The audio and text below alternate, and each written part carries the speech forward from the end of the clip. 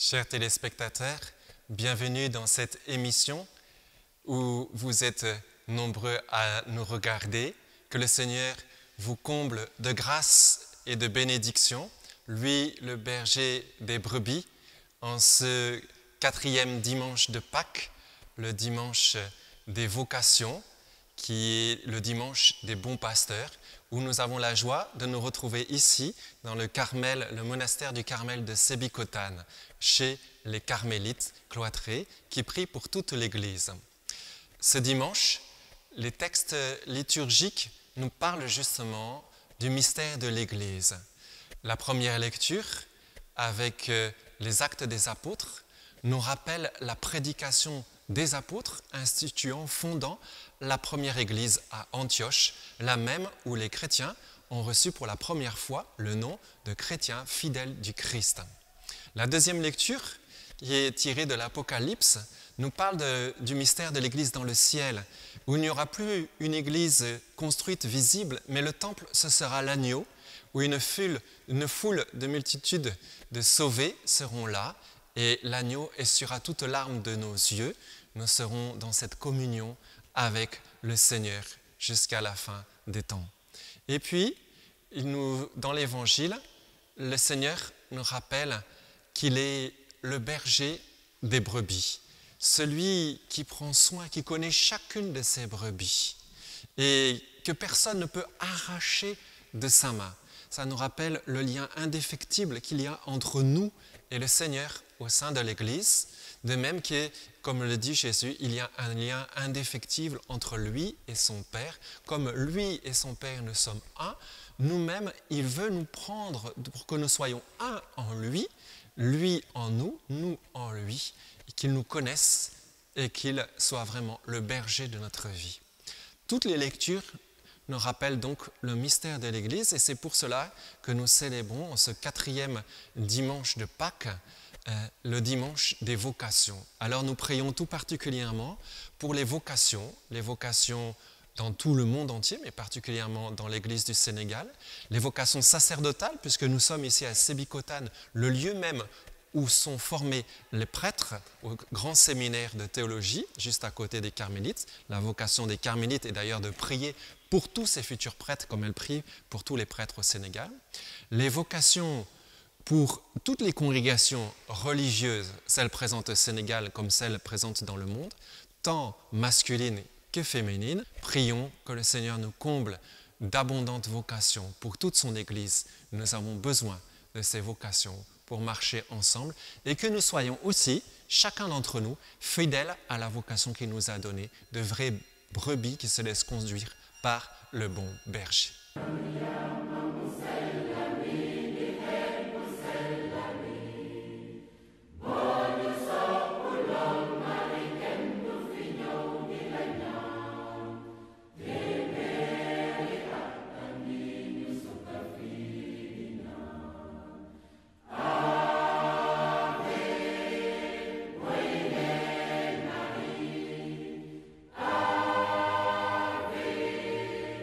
Santa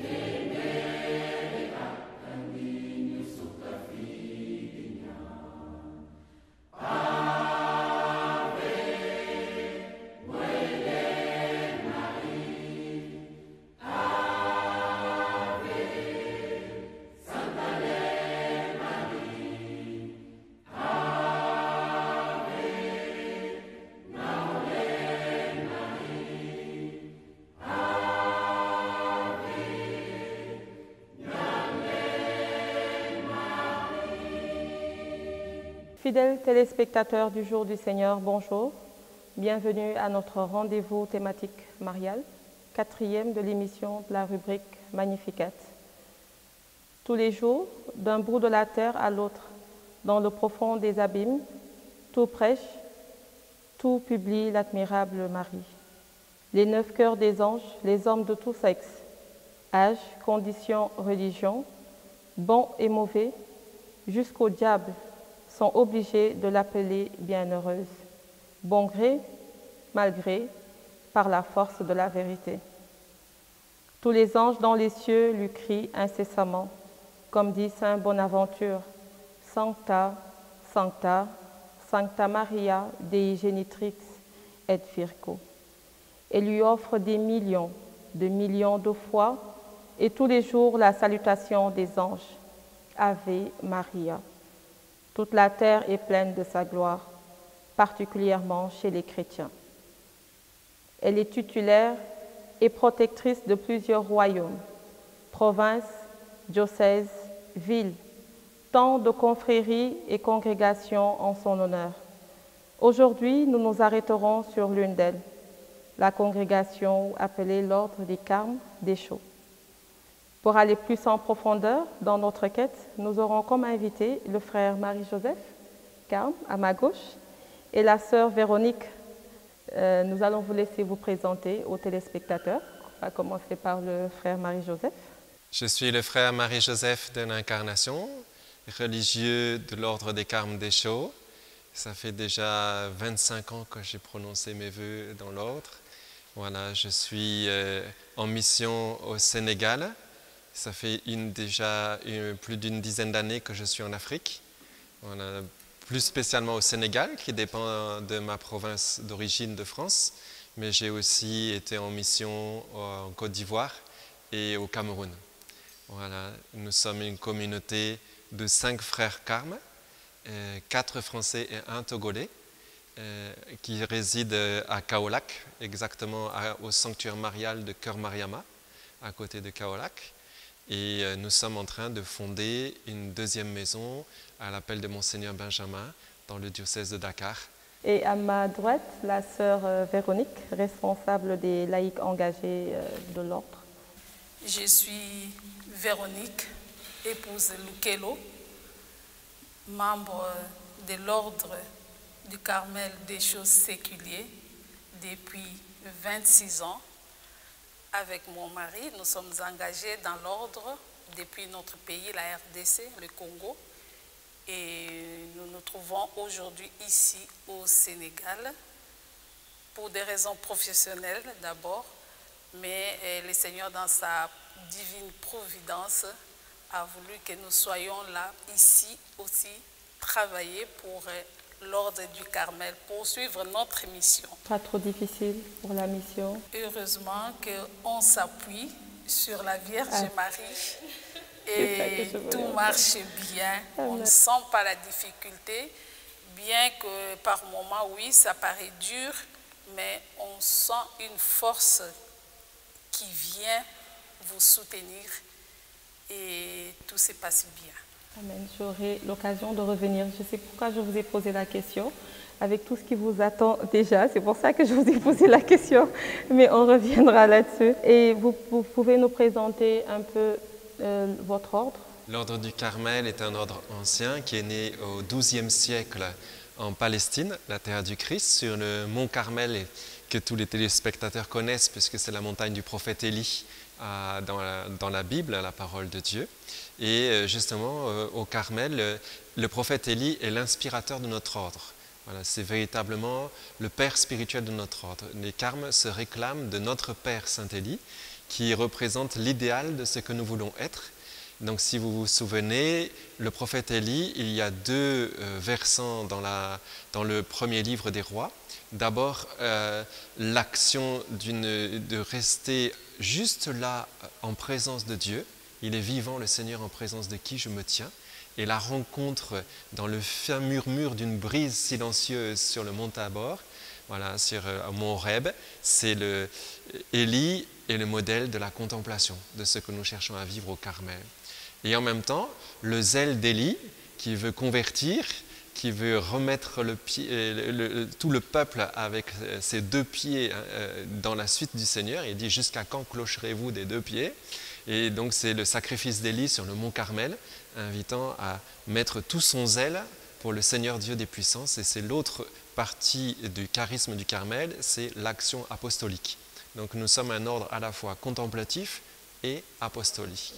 Alors cet ordre, il a été réformé par Sainte Thérèse d'Avila et Saint Jean de la Croix au XVIe siècle en Espagne. Et donc il existe désormais 2 branches. La branche de l'ordre née au XIIe siècle, qui est aussi présente en Afrique, mais pas au Sénégal. Elle est présente par exemple au Burkina Faso, dans la sous-région, au Congo, l'ordre des Carmes. Et puis l'autre branche, qui est la branche réformée, l'ordre des Carmes déchaussés, qui justement par distinction pour montrer la pauvreté se sont déchaussés, c'est pour ça qu'on les appelle déchaux, ils n'ont pas de chaussures, et qui en signe de pauvreté, de désir de réforme, et qui, elle, cette branche est un peu plus nombreuse. Donc nous sommes 4000 frères dans le monde, présents en Afrique dans 25 pays, avec à peu près 500 frères en Afrique. Et donc le Sénégal est parmi les dernières missions qui ont été créées par les frères. Donc nous fêtons cette année les 20 ans de présence au Sénégal.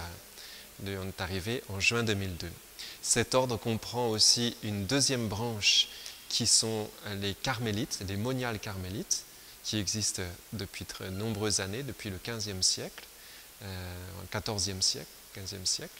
Et les carmélites sont les premières à être venues au Sénégal, puisque nous nous trouvons dans le Carmel de Sébikotane, qui chez ces moniales, qui elles sont arrivées de France en 1950. Elles ont logé d'abord chez les Sœurs de l'Immaculée en face du port, et puis après elles sont déménagées à la Médina, et au bout de 3 ans, le Monseigneur Lefebvre, qui était préfet apostolique de Dakar à cette époque-là, leur a proposé de venir ici, à proximité du séminaire, puisque leur charisme, c'est de prier pour les prêtres et les futurs prêtres. Et donc, depuis 1953, nos sœurs carmélites sont ici en train de prier pour tous les prêtres du Sénégal. Et puis la 3e branche, elle est présente ici avec maman Véronique Likello. Ce sont les laïcs qui font partie intégrale de l'ordre. L'ordre a 3 branches, hommes, femmes et laïcs. Et les laïcs sont les plus nombreux. Donc les carmes sont 4000 dans le monde, les carmélites 11 000 dans le monde, les laïcs 26 000 dans le monde. Sans plus tarder, nous allons commencer la rubrique catéchèse et essentiellement tourner sur vous. Pouvez nous parler un peu de cette dame, Notre-Dame du Mont Carmel, puisque finalement vous portez le nom? L'ordre porte le nom officiel des frères de l'ordre de la Bienheureuse Vierge Marie du Mont Carmel. C'est le titre officiel. Alors, parce que les frères se sont installés, la première communauté, sur le Mont Carmel lui-même, dans la lignée du prophète Élie. Et nous sommes toujours présents sur le Mont Carmel actuellement. D'ailleurs, quand le Sénégal organise son pèlerinage en Terre Sainte chaque année, il s'arrête chez les frères, au couvent Stella Maris, étoile de la mer, qui est le couvent de la Vierge Marie du Mont Carmel. Et donc il reste à côté de ce couvent les ruines du XIIe siècle, très, très touchantes, dans une vallée encaissée des premiers frères. Alors, ils vivaient dans des grottes qui étaient construites sur le côté de la vallée, et au centre de la vallée se trouvait leur chapelle, dont on voit encore les ruines aujourd'hui. La première église a été dédiée à Notre-Dame. Et comme ils étaient sur le Mont Carmel, ils ont dit ça sera Notre-Dame du Mont Carmel. Et alors, la spécificité, c'est qu'ils se sont dit frères de la Bienheureuse Vierge Marie du Mont Carmel. Et donc, ils ont dit, puisqu'on est les frères de Marie, Marie est notre sœur. Et donc, dès le début, on a perçu la Vierge Marie non seulement comme une mère au Carmel, c'est-à-dire une mère qui nous éduque, qui nous apprend à vivre avec Jésus, qui nous transmet son Fils, mais aussi comme une sœur. Une grande sœur. Alors ça parle, je pense, beaucoup au Sénégal, parce qu'il y a aussi l'importance du grand frère, de la grande sœur dans l'éducation. Voilà. Et Marie est pour nous, pas simplement une mère, mais aussi une sœur. C'est un peu la spécificité de la dévotion au Carmel, c'est-à-dire une proximité, une intimité avec la Vierge Marie, et dans le sens de nous aider à l'imiter. Voilà. Et Thérèse de l'Enfant Jésus disait, on présente souvent Marie comme inabordable, tellement pleine de vertus que finalement elle est sur un piédestal. Il faudrait la montrer imitable. Elle est plus mère que reine, dit-elle. Et alors, justement, au Carmel, ça rejoint tout à fait cette dévotion où Marie n'est pas simplement une mère, mais une sœur que l'on peut imiter. Et Thérèse est allée très loin, Thérèse de l'Enfant Jésus, puisqu'elle a montré que Marie a connu la nuit de la foi. C'est qui est l'épreuve que nous connaissons nous aussi, avec la béatitude que Jésus nous a laissée. Heureux ceux qui croient sans avoir vu. Et qui est aussi la béatitude de Marie. Bienheureuse celle qui a cru. Et donc nous vivons comme Marie dans la foi. Pourquoi? Parce que dans la parole de Dieu, il n'y a aucun récit d'apparition, de vision, d'extase à la Vierge Marie. Et la Marie a toujours vécu dans la foi. Il y a l'ange Gabriel qui lui parle, mais c'est une expérience intérieure dans la foi, ce n'est pas un miracle qui se produit.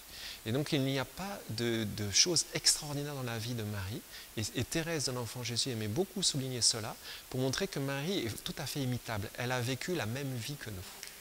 Donc voilà, Marie au Carmel, c'est Marie qui nous montre le chemin comme une mère et comme une sœur.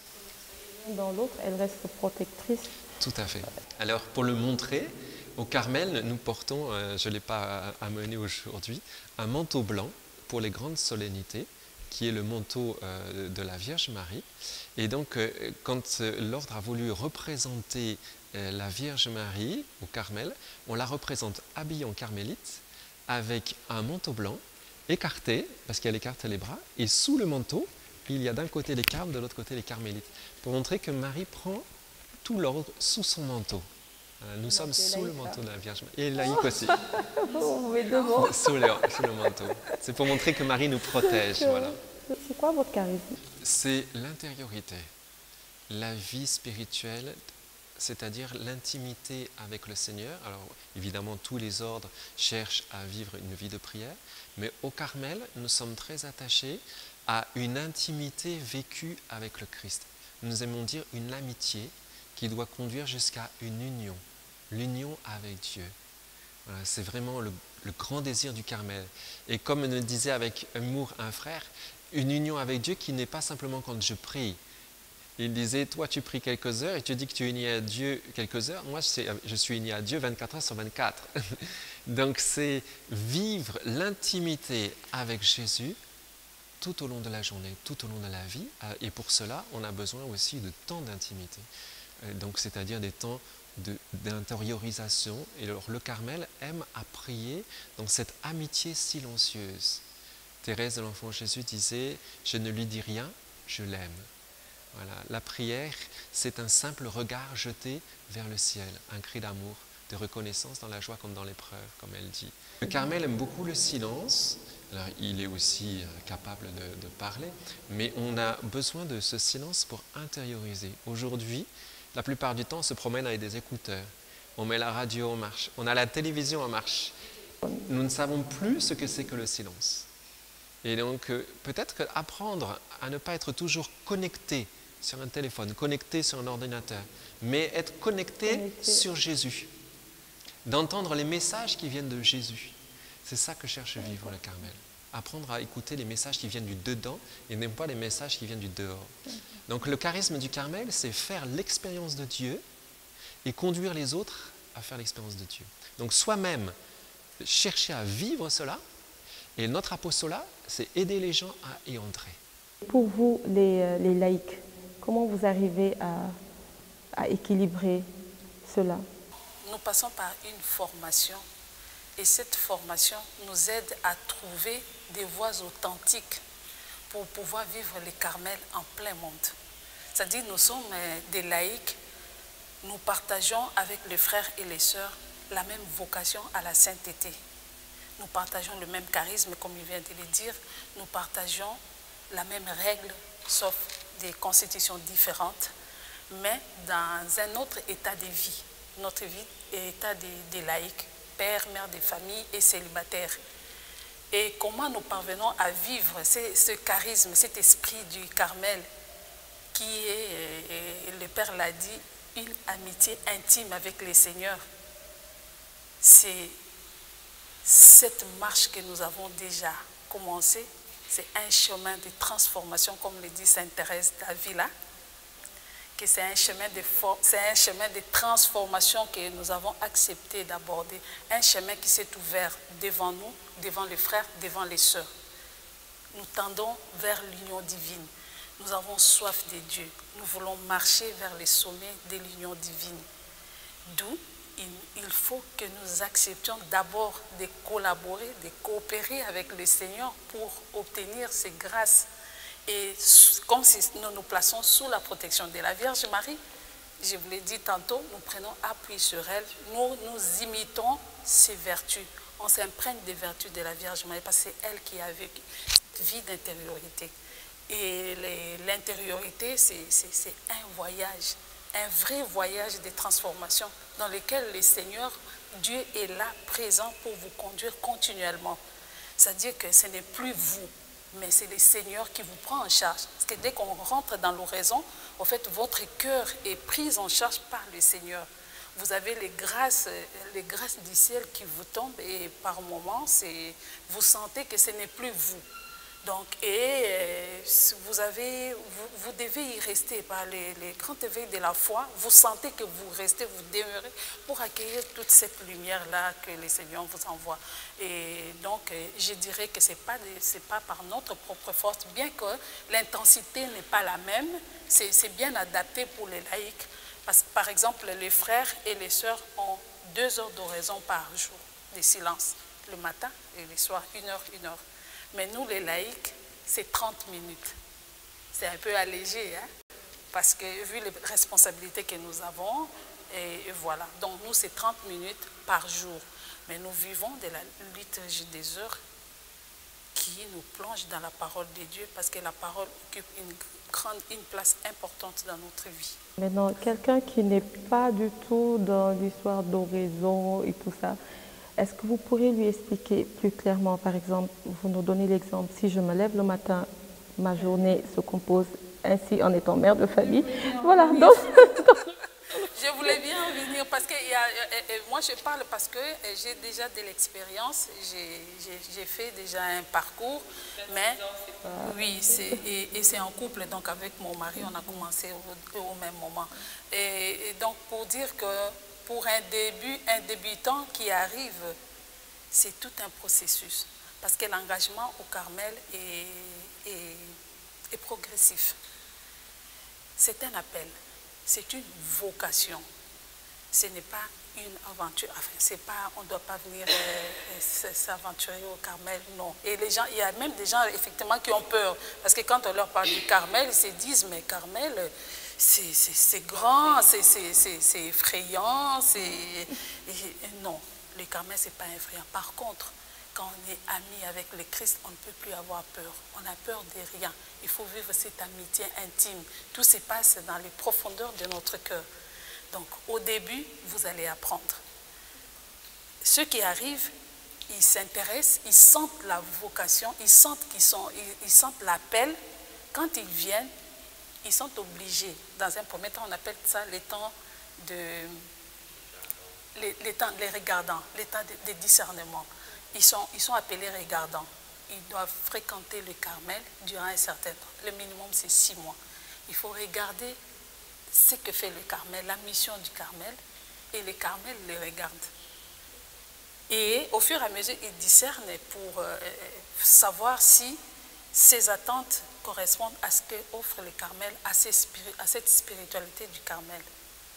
Donc, tout au début, on leur parle, les personnes que nous recevons, nous leur parlons, on essaye d'expliquer et ils essayent de voir, de vivre cela parce qu'on les invite, ils participent à nos rencontres, ils rencontrent des frères, ils peuvent aussi venir rencontrer les sœurs et après, s'ils complètent leur discernement, ils disent, je trouve que c'est bon, je pourrais, mais sinon je ne pourrais pas. Mais dans la pratique, c'est comment? On se lève le matin, nous sommes obligés de dire les laudes. Oui. au milieu du jour, ça dépend. Avec nos occupations, si vous avez le temps, vous pouvez faire l'office le milieu du jour. Les heures, on les fixe pas. C'est personnel par rapport... chez vous où c'est à non, 5 heures non, c'est par rapport adapté à la vie des familles. Parce que tu peux te réveiller là, tu as un enfant malade, ou tu as donc tu ne pourras pas les faire. Ça va toquer, maman, j'ai mal à la tête, je dois... Oui. Là, c'est vraiment personnel. Mais je dirais encore, comme disait Sainte Thérèse d'Avila, que la vie d'oraison ou cette vie dans laquelle nous nous sommes engagés, ce n'est pas question des heures. Quand est-ce que j'ai pris, quand est-ce que... Le problème, c'est de tisser des liens avec ces dieux-là. Et c'est vraiment un long chemin que nous avons entamé, un chemin de transformation, un long chemin qui peut certainement comporter des obstacles et tout ça, mais le Seigneur est bon, il vient toujours nous soutenir pour ceux qui veulent continuer à marcher. Mais sinon, dans la pratique, c'est la liturgie des heures qui vient rythmer la journée, c'est l'oraison qui est obligatoire pour 30 minutes et la pratique régulière des sacrements, surtout les sacrements de l'Eucharistie, si vous en avez le temps, tous les jours. Et c'est en fait découvrir la proximité de Dieu. Dieu demeure en nous. Thérèse dit, le trésor, c'est votre cœur. Parce que Dieu en a fait un palais et le trône sur lequel il est assis, c'est votre cœur. Mais souvent, nous ne le saisissons pas, nous ne le vivons pas. Alors elle dit, notre vie au Carmel, c'est une histoire d'amitié où l'on parle souvent seul à seul avec celui dont nous savons qu'il nous aime. Et donc c'est justement pour maintenir cette chaleur, il faut parler souvent seul à seul avec celui qui est là. Et Jean de la Croix ajoute en disant que si nous le cherchons, lui nous cherche bien plus parce qu'il nous aime. Et souvent nous nous plaignons, Dieu est loin. Mais il dit, comment se peut-on se plaindre que Dieu est loin? Il ne s'éloigne pas de celui qui ne s'éloigne pas de lui. Voilà. Donc c'est découvrir en fait que Dieu est là et c'est nous qui le laissons seul. C'est vrai qu'il est bon de distinguer la nécessité et cette surabondance de Dieu sans les séparer, bien sûr, sans les séparer.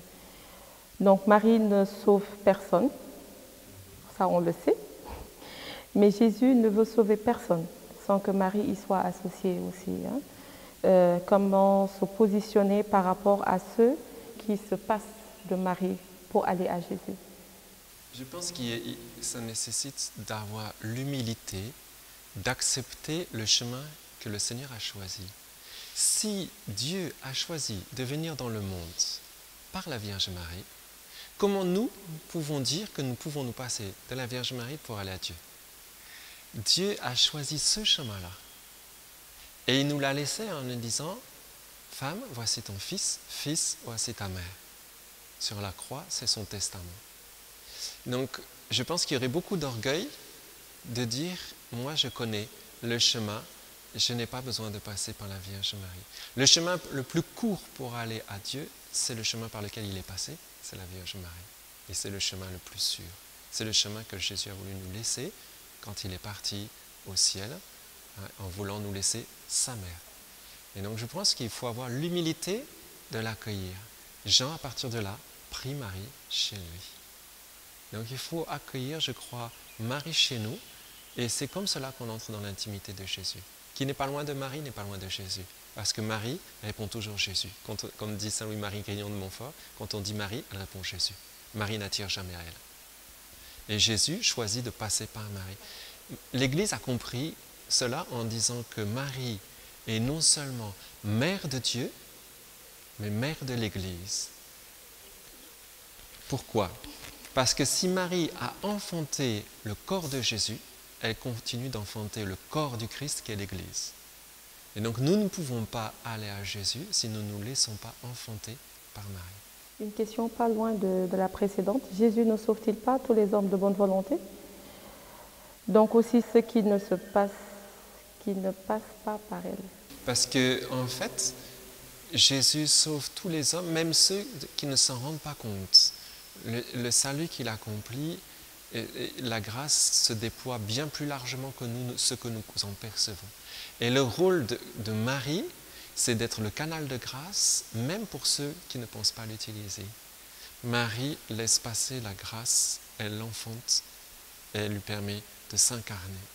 Et donc je pense que le ministère de la Vierge Marie, si je puis dire, est plus large que simplement ceux qui en ont conscience.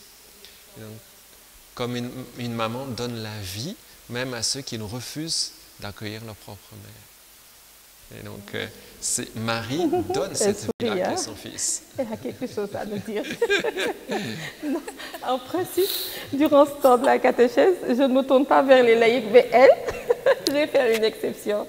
N'est-ce pas, Véro? Marie, elle compte beaucoup pour nous. Le frère l'a bien dit, tout l'ordre du Carmel est marial. Le Carmel est tout entier marial. Parce que le Carmel s'inspire de la profondeur du cœur de la Vierge Marie, de son âme. Pour nous, c'est vraiment un modèle des âmes intérieures. Marie, nous, on ne va pas vers Marie au Carmel tout simplement pour lui demander de prier pour nous, des intercessions. Non. Il a bien dit, comme la petite Thérèse l'avait évoqué, Marie est imitable. Nous allons vers Marie pour chercher comment approfondir ma vie de prière. Parce que je cherche où je suis amie à Dieu, à son Fils. Les deux sont intimement liés. C'est vraiment le chemin que Dieu a emprunté, le frère l'a dit, pour venir à nous. Et nous, carmes séculiers, Marie est la vivante image de ce que nous voulons et nous désirons être en l'Église. C'est une image qui est vivante parce qu'elle nous inspire énormément. Sainte Élisabeth de la Trinité, une contemporaine de Sainte Thérèse de l'Enfant Jésus, peut-être un peu moins connue, une grande sainte du Carmel, disait « Marie a porté dans sa chair, dans son corps, Jésus de l'Annonciation jusqu'à la naissance, ce que toute femme qui a enfanté a expérimenté, porter son enfant en elle. » Et elle dit, ce qu'elle a vécu pendant ces 9 mois, c'est le modèle des âmes intérieures. Chacun d'entre nous, nous devrions porter Jésus, non pas humainement, mais dans la foi. Accueillir cette présence, l'intérioriser, comme une femme peut sentir son enfant bouger en elle, et donc vivre de cette présence de Jésus. Et elle disait, Élisabeth, comme je voudrais que les gens qui s'approchent de moi sentent Jésus, qu'ils perçoivent la présence de Jésus, sans que je dise rien, parce que je me laisse habiter par lui. Elle aimait beaucoup ce mot, être habité, une personne habitée intérieurement. C'est vrai que beaucoup se justifient, je veux dire, par rapport aux Écritures, pour ne pas prier la Vierge. C'est toujours, oui, montrez-nous dans quel passage on parle d'elle, montrez-nous, ça se justifie beaucoup par les Écritures, parce que l'Immaculée a été silencieuse. Pour ce qui est de la mère de Jésus, aussi le minimum syndical de ce qu'on sait. Et là, je parle carrément des Écritures. Si nous prenons aussi l'Annonciation, Marie est restée silencieuse. Elle n'a dit à personne qu'elle était la mère du Messie attendu. Et cela même envers Joseph. Et ça, il a fallu que Dieu lui-même révèle à Élisabeth et à Joseph. Et puis silence. Donc, durant les 30 ans de la vie de Jésus, il y a eu un silence aussi. Sa mort et son Assomption, silence. Donc, d'une certaine manière, Marie a demandé à être cachée. Et Dieu l'a exaucée, parce que vraiment, elle est restée cachée durant toute cette période. Maintenant, ma question, pourquoi la Vierge doit-elle se cacher à elle-même et s'humilier si Dieu l'a cachée à tous? Pourquoi veut-il aujourd'hui nous la révéler et que nous passions par elle pour aller à lui?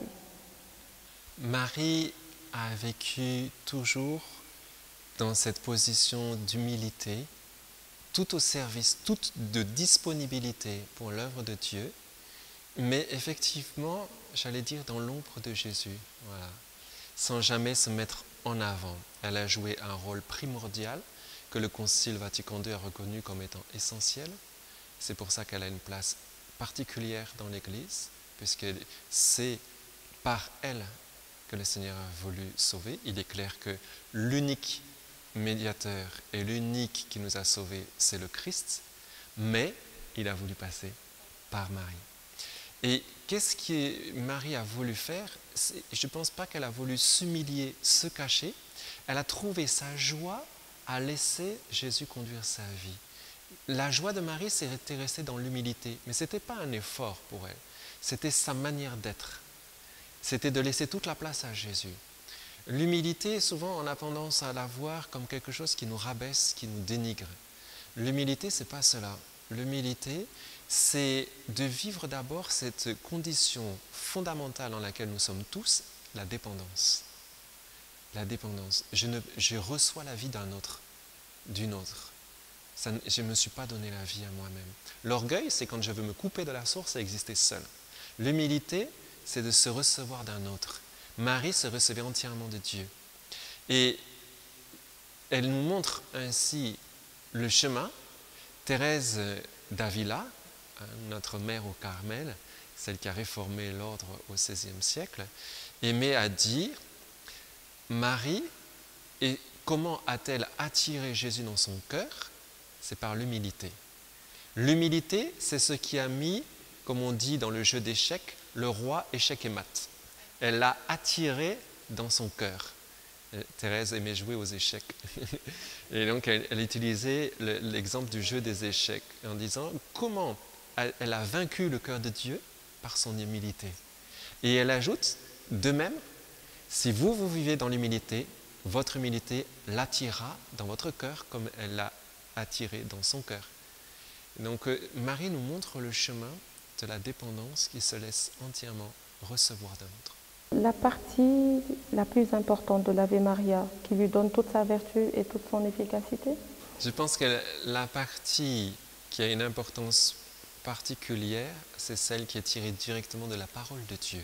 Donc c'est la première partie de Je vous salue Marie, qui en fait combine plusieurs passages de la parole de Dieu. Je vous salue Marie, pleine de grâce. Le Seigneur est avec vous. C'est l'ange Gabriel qui parle à Marie, le Seigneur est avec toi, quand il lui annonce la venue de Jésus en son sein. Tu es bénie entre toutes les femmes et le fruit de tes entrailles est béni.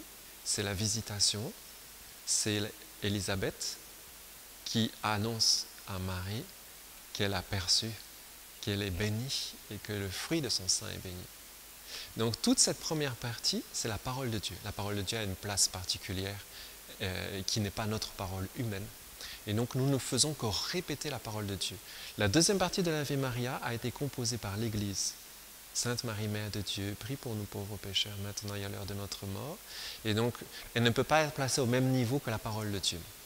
Ceci dit, l'Église dit que le titre de Marie, qui résume tout ce qu'est Marie, se trouve dans la deuxième partie de l'Ave Maria, c'est Marie, Mère de Dieu. Le plus grand titre que l'on puisse dire de Marie, qui explique toutes les vertus, toutes les grâces de Marie, de quoi découle tout ce qu'est Marie, c'est le fait qu'elle est Mère de Dieu. Donc quand nous disons Sainte Marie, Mère de Dieu, nous ne pouvons rien dire de plus grand. Donc nous allons sans plus tarder attaquer la rubrique découverte. Nous sommes actuellement à Sébikotane chez les sœurs carmélites. Nous avons aussi rencontré les laïcs engagés lors de leur session mensuelle qui s'est tenue à la portion culte des franciscains de Rufisque. Voici quelques images.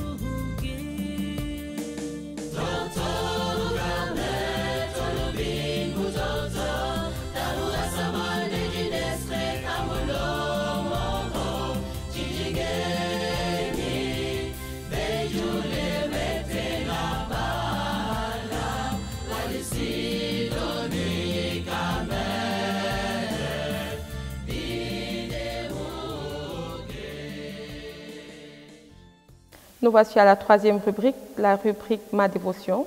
Je dis toujours que c'est ma rubrique préférée. Et cette fois-ci, nous allons parler du scapulaire, qui vous est assez spécial, c'est ça? Voilà, c'est un cadeau que j'ai reçu du frère Marie-Joseph. Une grande dévotion de votre ordre. Est-ce que vous pouvez nous en parler un peu plus? Le scapulaire, ça vient du latin et qui signifie épaule. Donc c'est un vêtement qu'on porte sur les épaules, comme un tablier si vous voulez, qui tombe devant et derrière. Alors, chez les frères et chez les sœurs, c'est cette pièce de tissu en grand que vous voyez. Et chez les laïcs, c'est en plus petit, comme vous voyez chez Véronique, qui peut se mettre sous les vêtements, ou en plus grand pour les laïcs engagés au Carmel pour que ce soit visible. Donc le principe, c'est d'être sous le manteau de Marie, sous la protection de Marie, pour vivre avec l'intériorité de Marie.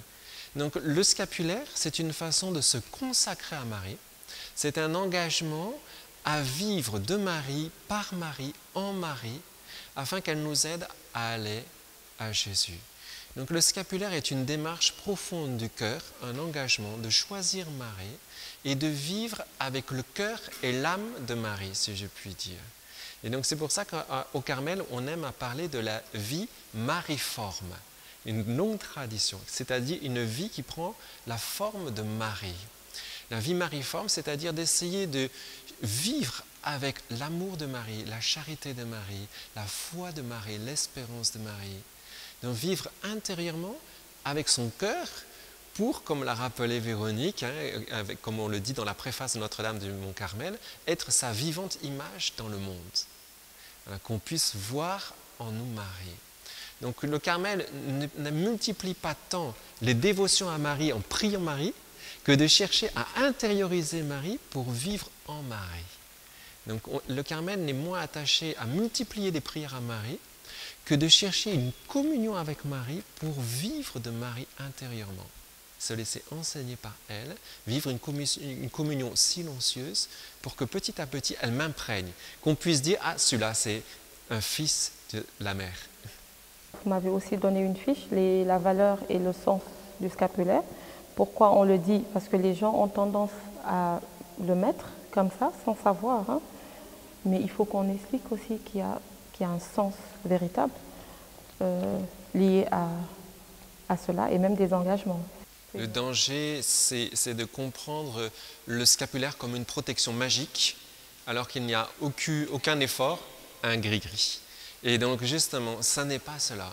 C'est un sacramental, c'est-à-dire un signe tangible, comme l'eau bénite, à travers lequel l'Église nous donne un moyen incarné, concret, je peux toucher, je sais que Maman Marie est là, qu'elle me protège. C'est un moyen, nous sommes des êtres incarnés, nous avons besoin de signes tangibles pour toucher et nous rappeler que nous sommes en présence de Marie et de vivre cet engagement.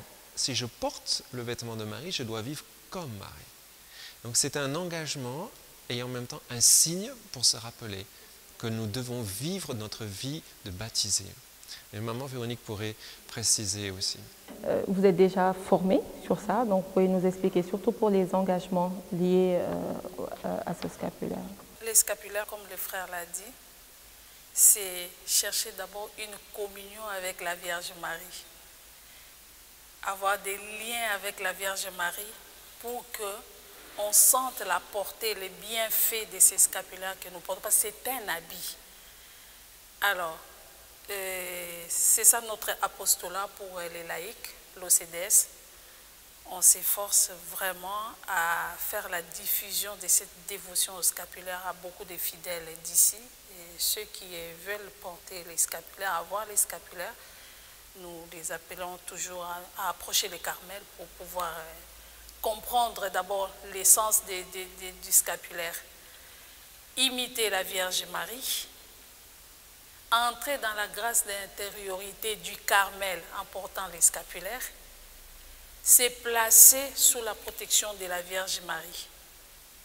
Mais les scapulaires ne nous dispensent pas d'écouter l'Évangile, comme on l'a dit, comme engagement au quotidien. Les scapulaires ne disent pas que vous ne pouvez pas pratiquer les sacrements.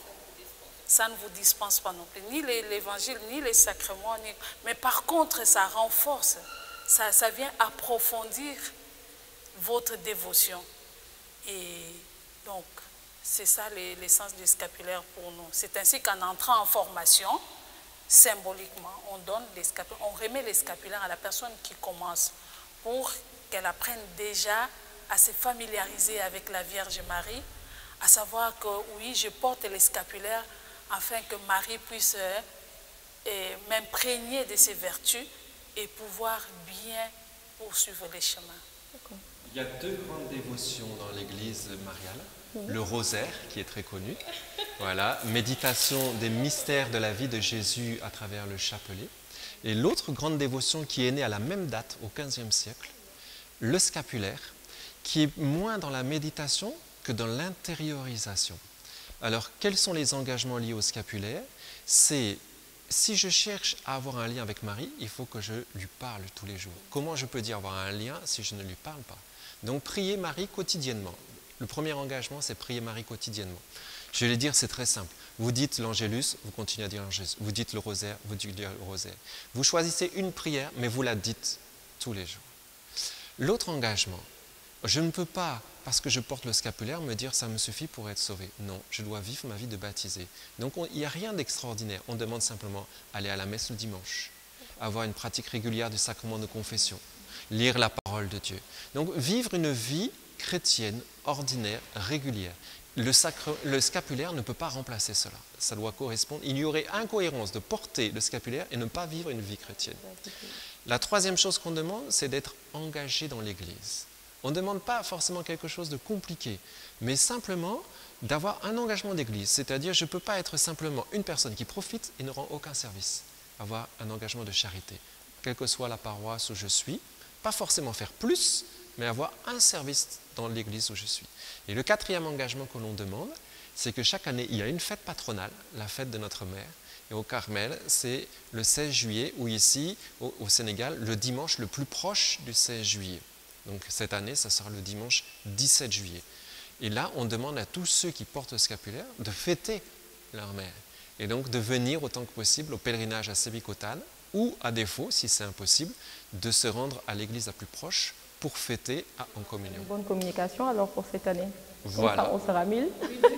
C'est sûr qu'il y a beaucoup qui en portent, mais qui ne connaissent pas vraiment pas la portée. Parce qu'il y a aussi le rite d'imposition. Alors, on ne peut pas porter le scapulaire sans la préparation et sans le rite d'imposition. Beaucoup ne le savent pas. Ils achètent le scapulaire, mais ce n'est pas comme une médaille. C'est une consécration. C'est vrai que la majeure partie, elles font juste bénir et porter. Alors que seul un prêtre peut l'imposer. Un prêtre qui est seul capable d'imposer les laïcs engagés, non? C'est un petit rituel, un petit rituel donc, qui est très important. Il faut que ça passe par un prêtre. Non, exclusivement. Ou un diacre, mais c'est un prêtre. Un prêtre, d'accord. Donc la préparation est faite par les laïcs, mais l'imposition est faite par le prêtre. Très bon à savoir. Et on n'impose qu'une seule fois. C'est un peu comme le baptême. Donc si ça se perd ou vous voulez remplacer, vous achetez tout simplement et puis vous portez. Ça ne demande plus que ça soit béni ou...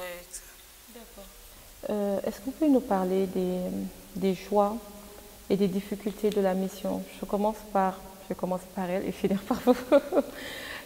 On s'est dit samedi, on a enregistré avec vous, les laïcs. Vous n'étiez pas trop nombreux. C'est quoi? C'est une difficulté? Vous êtes là, vous avez commencé déjà depuis combien d'années? C'est notre 4e année. Nous avons commencé depuis 2019, en mars. Et je vous dirais que ce n'est pas le nombre qui est très important.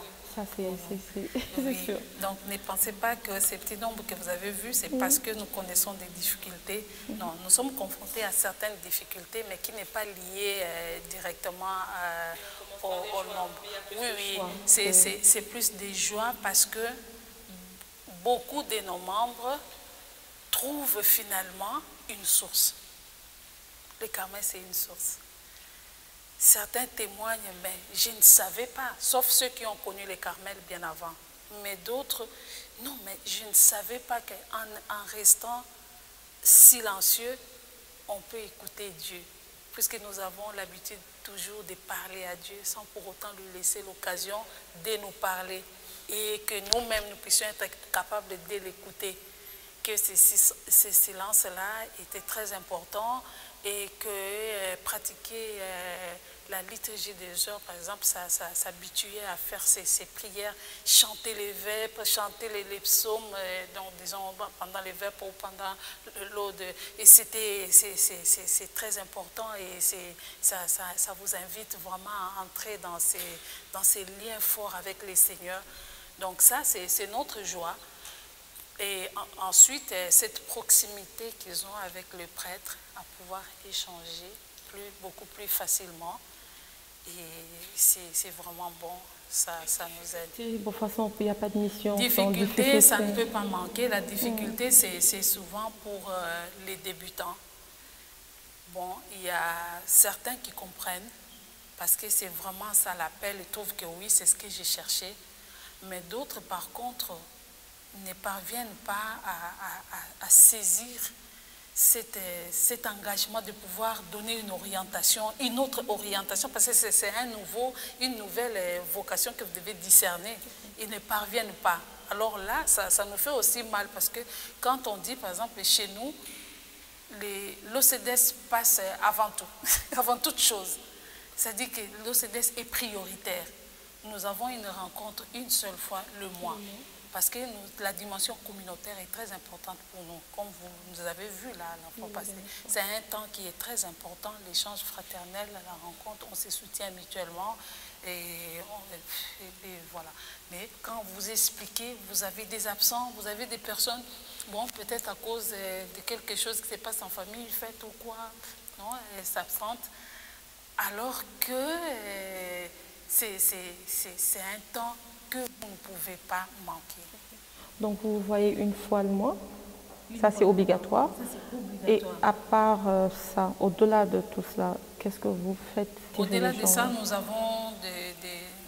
nous sommes vraiment en communication, en permanence. Oui. Beaucoup ne connaissent pas. Moi personnellement, c'est ce jour-là que j'ai connu. On dit OCDS. Dans l'ordre des Carmel des choses séculiers. C'est un groupe naissant en fait. Les gens auront le temps de nous connaître. Oui, et c'est un groupe récent, mais c'est différent d'un groupe de prière, c'est différent d'un groupe de la paroisse, d'un mouvement de la paroisse. Non, mais c'est une branche de l'ordre. C'est rattaché directement à l'ordre. C'est ça la différence. Et quand on explique, en fait, ça crée aussi parfois des confusions et c'est une difficulté pour nous. Oui, pour dire par exemple à la personne, non, ce n'est pas comme si j'étais engagée à une chorale, mais je m'absente, voilà, bon, demain encore, bon, je pourrais leur expliquer. Non, il y a une formation initiale et continue. Quand vous vous absentez, pour nous, ça crée déjà un vide. La formation dure 5 ans. Ah, la formation dure 5 ans. Et c'est progressif. Donc ça commence par un temps de discernement.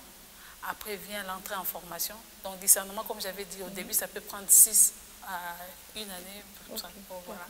Mais au moins 6 mois. Et après, la personne entre en formation. En ce moment-là, on lui impose les scapulaires.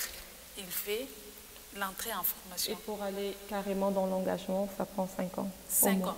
Mais après l'entrée en formation, donc, il commence la formation pour 2 ans. Au bout de 2 ans, il prononce les premières promesses. Et après les premières promesses, il y a 3 ans. Donc, disons 2 ans. Au bout de ces 2 ans-là, qui fait la 3e année, donc ça fera 5 ans. Et là, la personne fait les promesses perpétuelles ou définitives et elle reste membre engagé dans l'ordre du Carmel des choses Des séculières. choses. Il pourrait J'espère aller qu'après cette partout. émission, la Vierge aura copté certains. On espère, qui sait. La graine souvent est... Et pour vous, mon père, les joies, les difficultés La de joie, la mission. la joie, disons, de la mission, c'est que ça fait 20 ans maintenant que nous sommes au Sénégal. Et beaucoup de choses ont été réalisées par le Seigneur qui sont merveilleuses. Comme me disait Monseigneur Benjamin quand il était évêque de Kaolack et qui était vraiment notre père, hein, il est maintenant à Dakar et qui nous suivait, il nous disait on ne peut pas ne pas voir le doigt de Dieu dans tout ce qui s'est passé à Cœur Mariama, chez Marie, là où nous sommes implantés. Donc en 20 ans, nous avons vu l'ordre s'implanter, grandir ici au Sénégal. Il y a la famille de l'association des Amis du Carmel qui sont des laïcs engagés mais qui ne veulent pas s'engager dans les séculiers du Carmel, mais simplement engagés dans un soutien fraternel aux frères et aux sœurs qui sont très nombreux maintenant dans le Sénégal. Quand nous nous réunissons, nous pouvons atteindre jusqu'à 500 personnes. C'est eux qui organisent cette fête annuelle, alors que notre joie, c'est le pèlerinage annuel chez les Carmélites, qui aura lieu donc le dimanche 17 juillet, auquel tous les sympathisants sont invités, et donc qui rassemble toute la famille carmélitaine. Ça, c'est une grande joie, une belle célébration et une belle journée d'intériorisation. Autre grande joie, c'est les vocations qui commencent à arriver. Donc il y a eu beaucoup d'expériences, mais la difficulté, c'est l'engagement et la persévérance dans l'engagement. Et donc jusqu'à présent, aucun Sénégalais n'a persévéré jusqu'au bout, mais ils sont plusieurs à demander à entrer chez nous. Autre grande joie, c'est de faire connaître l'ordre. Donc nous rayonnons dans les paroisses avec des impositions du scapulaire en paroisse. Beaucoup de paroisses où nous essayons de présenter la vocation, l'appel du Carmel et de faire rayonner le Carmel au Sénégal, qui est là déjà avec les Carmélites depuis 1950. Okay. Donc ça, ce sont des joies. Les difficultés, je pense que c'est celles que nous touchons tous au Sénégal. Hein. Le problème, c'est que nous sommes peu nombreux, que les gens de multiples engagements, ils ont du mal à s'enraciner et se fidéliser dans un engagement. Et donc, pour nous, il est important, quand on fait un choix d'intériorité, de vraiment le mettre au cœur de sa vie. Or, souvent, c'est une multitude d'engagements parce que ce sont les mêmes personnes qui sont à la Légion de Marie, qui sont à la chorale, qui sont engagées dans la paroisse, et donc on n'a pas le temps. Donc non, il faut faire un choix, une priorité. C'est ça peut-être la difficulté. Je souhaite présenter le CD que nous avons fait pour les 20 ans du Carmel au Sénégal, un CD de musique tout en Wolof, avec tous les textes du Carmel en Wolof, et mise en musique par les compositeurs du Sénégal, frère Jean Abraham, Norbert Sen, Thierry Albersen, etc. Et donc c'est une belle occasion pour découvrir les chants du Carmel en Wolof, mis en musique selon le style du Sénégal. Merci à vous, nous sommes au terme de l'émission. On va récapituler un peu pour tous qui mettent leur scapulaire, il faut le rite d'engagement. Il y aura une fête le 16 juillet et voilà, ils appellent aussi. Hein. J'espère que le Notre-Dame du Mont-Carmel touchera les cœurs pour qu'il y ait plus d'engagement séculier. Et de l'autre côté, chez les Carmélites, oui, pourquoi pas. Nous remercions les fidèles téléspectateurs de nous avoir suivis et nous nous retrouvons bientôt pour une autre émission mariale. Nous rendons grâce pour cette rencontre que nous venons de vivre au Carmel de Sébikotane, qui était l'occasion en ce 4e dimanche de Pâques, dimanche des vocations, de parler plus particulièrement du Carmel et du scapulaire du Carmel. Nous remercions les Carmélites qui nous ont accueillis. Nous remercions Cynthia qui a organisé cette émission. Nous remercions Alio et toute l'équipe qui a été derrière pour le montage et le tournage de cette émission. Et nous remercions tous ceux qui ont contribué à la bonne marche de cette émission. Et nous demandons au Seigneur de vous combler de grâce, de bénédiction, lui, le berger des brebis, qu'il soit toujours celui qui nous conduise jusqu'en la vie éternelle. Que le Seigneur vous bénisse et vous accompagne. Amen.